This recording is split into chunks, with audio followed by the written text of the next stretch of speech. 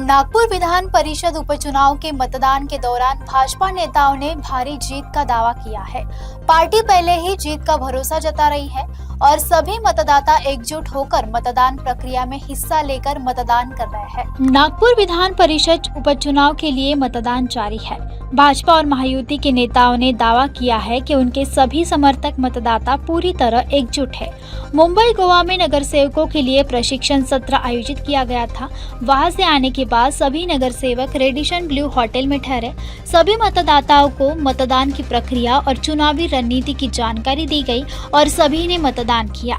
Party का कहना है कि संगठन और जनप्रतिनिधियों के बीच बेहतर तालमेल के कारण इस चुनाव में भाजपा को बड़ी जीत मिलने की पूरी उम्मीद है। भाजपा सत्ता पक्ष नेता बाल्या बोरकर ने कहा कि पार्टी के सभी नगर सेवक और समर्थित मतदाता एकजुट होकर मतदान कर रहे हैं। उन्होंने दावा किया है कि महायुति को अपेक्षित समर्थन मिलेगा और संगठन की महीनों की तैयारी का लाभ चुनाव परिणामों में दिखाई देगा। सर्व भाजपचे नगरसेवक एक त्याच्या पहिले मी 3-4 इलेक्शन बघितले आणि 3-4 इलेक्शन मध्ये आम्ही सब एकत्र बसमध्ये बसून आणि एकजुटीने मतदान करायला हरदम आलो आहे आणि आज भी तशा पद्धतीने आम्ही महापौरच्या नेतृत्वात आम्ही सर्व लोक आलो आहे आणि मतदान करायला आमचे लोक लाईन लागले आहे।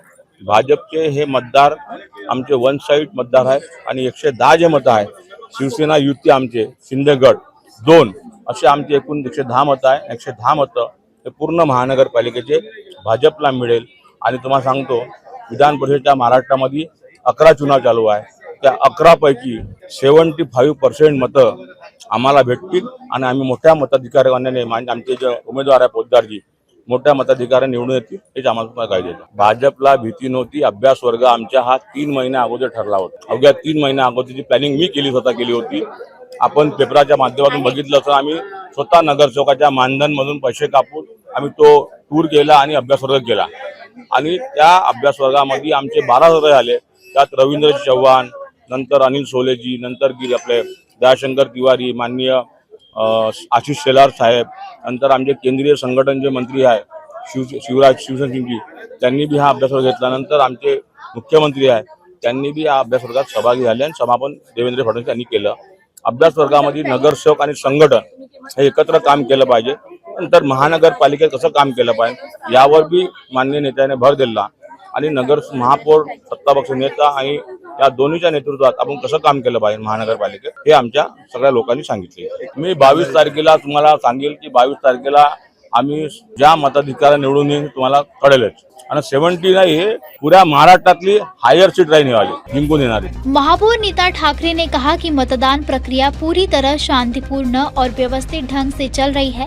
महापौर नीता ठाकरे ने दावा किया है कि भाजपा के सभी मतदाता पूरी तरह एकजुट है और भाजपा जीत हासिल करेगी। भारतीय जनता पक्षाचा उमेदवार तसे आधीच निवडून आलेला आहे। ज्या दिवशी जाहीर झाला त्या दिवशीच उमेदवार निवडून आलाय। पण एक प्रक्रिया होती मतदानाची ती आता सुरू आहे। काही लोकांनी मतदान केलं आहे, काही लोक अजून मतदान करतात आहे। निश्चितपणे आम्ही विजयाच्या दिशेने सरकलो। 2-3 महिन्यांच्या पूर्वीच प्रशिक्षण वर्ग नगरसेवकांचा घ्यायचा हे ठरलेलं होतं। जरा मागे पुढे होत गेलं। भारतीय जनता पक्ष माझ्या माहितीनुसार साधारणतः एकमेवच पक्ष असा आहे की जो नगरसेवकांना प्रशिक्षण देतो की जनतेशी कसं वागायचं, आपली विकास कामं कशा प्रकारे प्रशासनाकडून काढून घ्यायचे, या सगळ्या गोष्टींचं शिक्षण आम्हाला प्रशिक्षण वर्गाने। विरोधी पक्षाला काहीही म्हणण्यापुरत्याचा अधिकार आहे, पण त्याला काही अर्थ नाही आहे। अतिशय कपोलकल्पित गोष्टी आहे।